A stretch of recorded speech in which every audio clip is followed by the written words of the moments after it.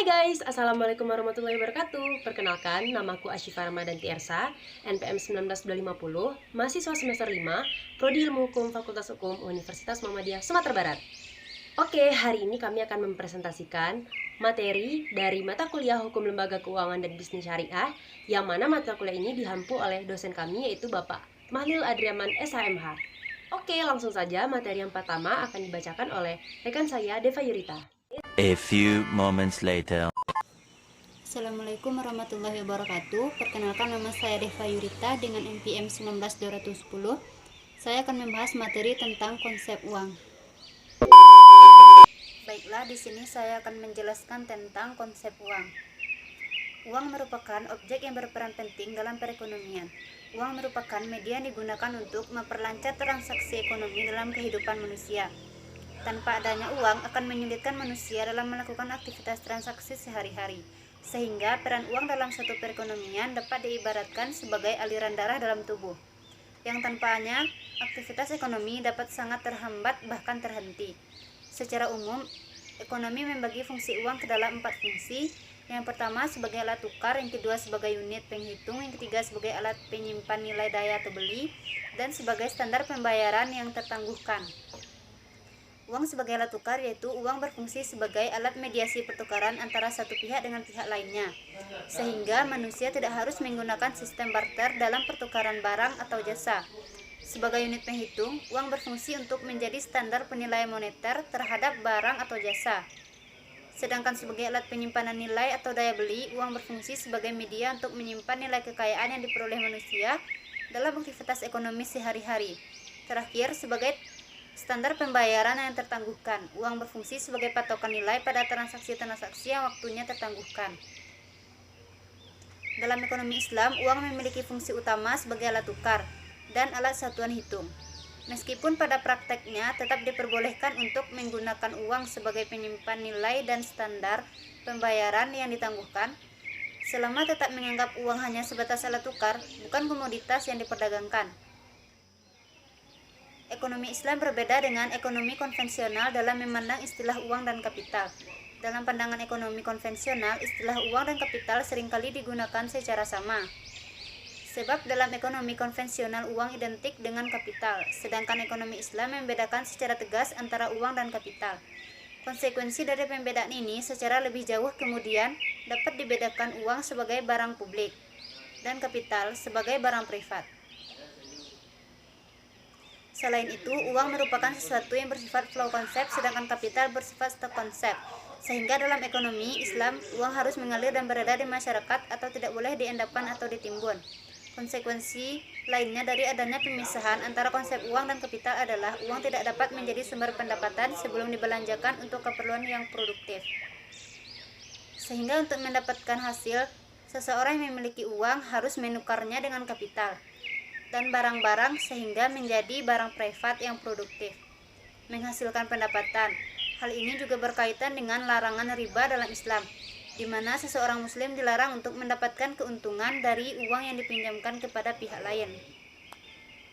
A few inches later. Selanjutnya, materi yang kedua akan dibacakan oleh rekan saya Rahmatul Ulia.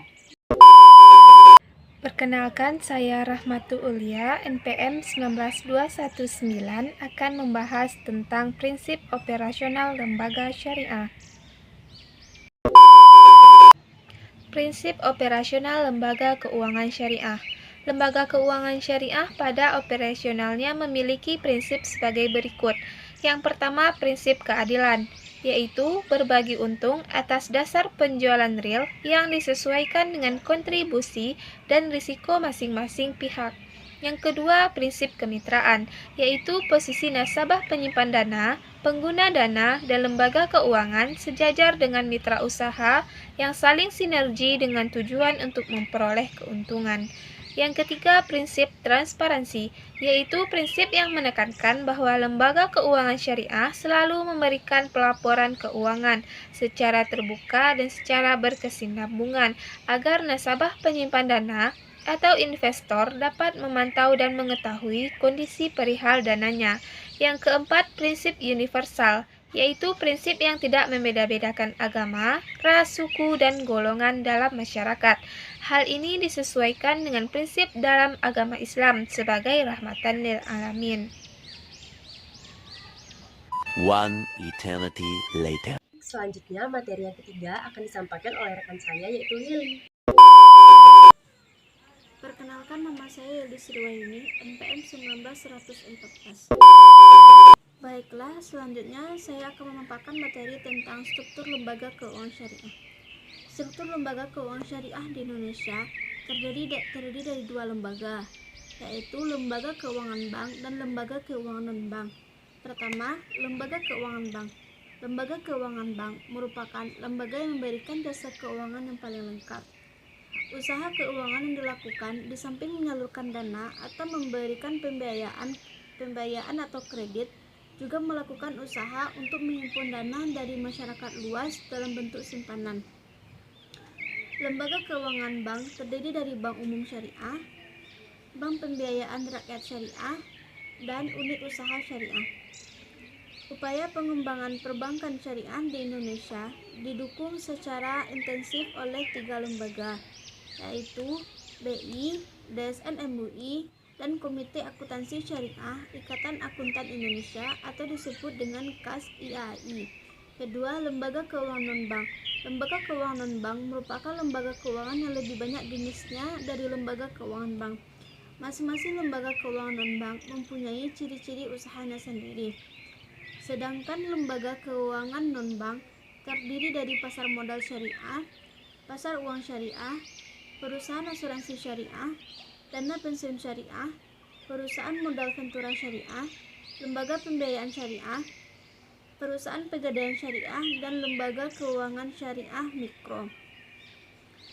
Lembaga fasilitator sistem keuangan syariah di Indonesia antara lain pertama, Dewan Syariah MUI yang memegang otoritas dari sisi pemenuhan prinsip syariah, sedangkan secara kelembagaan dan operasional pembinaan dilakukan oleh OJK. Kemudian, untuk menengahi persengketaan yang terjadi pada lembaga keuangan syariah, dipercayakan pada Badan Arbitrasi Syariah Nasional dengan cara non-litigasi. Adapun cara litigasi menjadi kewenangan mutlak pengadilan agama. A few moments later. Oke, selanjutnya materi yang keempat akan disampaikan oleh rekan saya Wira Koswara. Perkenalkan, nama saya Wira Koswara, NPM 19205 akan membahas materi tentang sistem keuangan syariah. Sistem keuangan syariah merupakan salah satu sistem yang digunakan dengan menggunakan metode prinsip Islami dasar syariah sebagai acuannya, juga menggunakan dasar hukum Islam sebagai pedoman. Guna sistem ini dapat dilakukan untuk aktivitas pada lembaga keuangan syariah. Intinya, sistem keuangan memiliki tugas utama, yaitu mengalihkan dana yang berasal dari nasabah ke pengguna dana. Baiklah, saya akan melanjutkan materi tentang sistem keuangan syariah. Sekarang ini pengelolaan keuangan syariah sudah tumbuh lumayan pesat di Indonesia. Terlihat dari banyaknya lembaga keuangan yang mengaplikasikan prinsip-prinsip syariah pada perusahaannya. Contoh lembaga keuangan syariah seperti Bank BNI Syariah, BRI Syariah, Mandiri Syariah, dan Bank Muamalat dan sebagainya. Bahkan seiring perkembangannya, konsep keuangan syariah ini juga sudah mulai bertumbuh dalam kalangan non-muslim. Negara non-muslim seperti Eropa dan Amerika sudah mengembangkan bank syariah.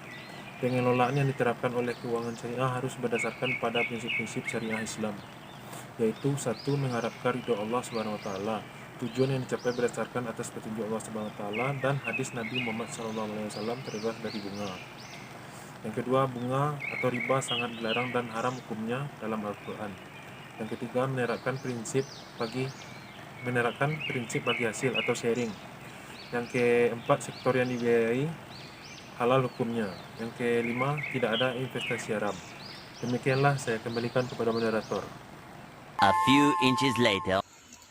Oke, selanjutnya materi yang akan disampaikan oleh rekan saya yaitu Yona. Perkenalkan, nama saya Yona Marsyifa, NPM 19237. Saya akan membahas mekanisme lembaga keuangan syariah.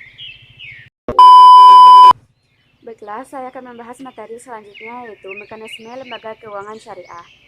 Pada dasarnya, setiap lembaga keuangan syariah memiliki sistem dan mekanisme khusus yang dapat membedakan satu dengan yang lainnya. Di lembaga syariah ini tidak dikenal istilah bunga, baik secara menghimpun dana pemasukan dari masyarakat maupun dalam pembiayaan dan untuk usaha membutuhkan. Sistem bunga dapat merugikan penghimpunan modal baik itu dalam bentuk suku bunga tinggi maupun rendah.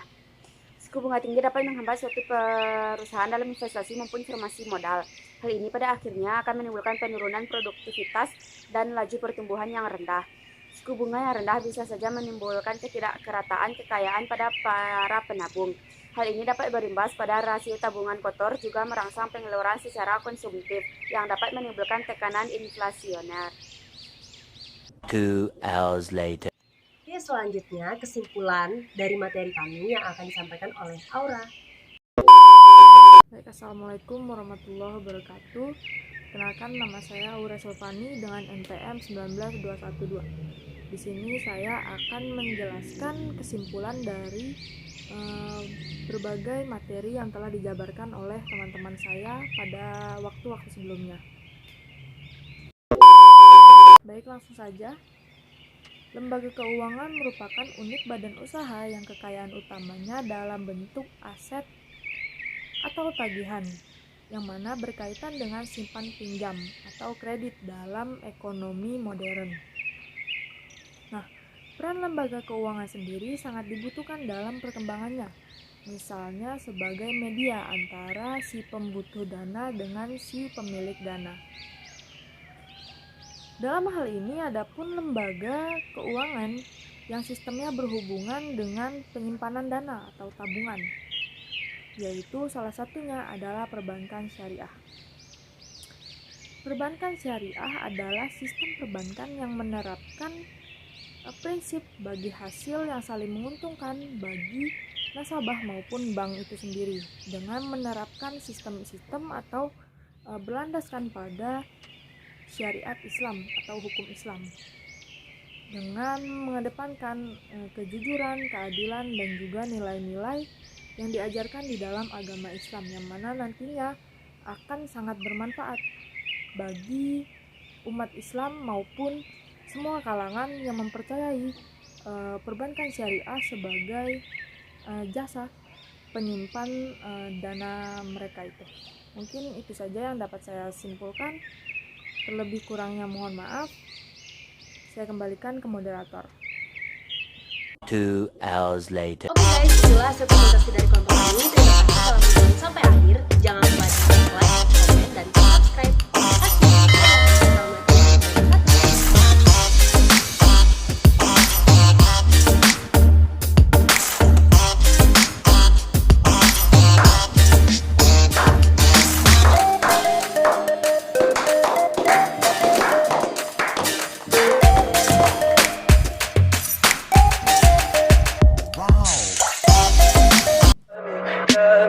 Tell me pretty lies, look me in the face, tell me that you love me.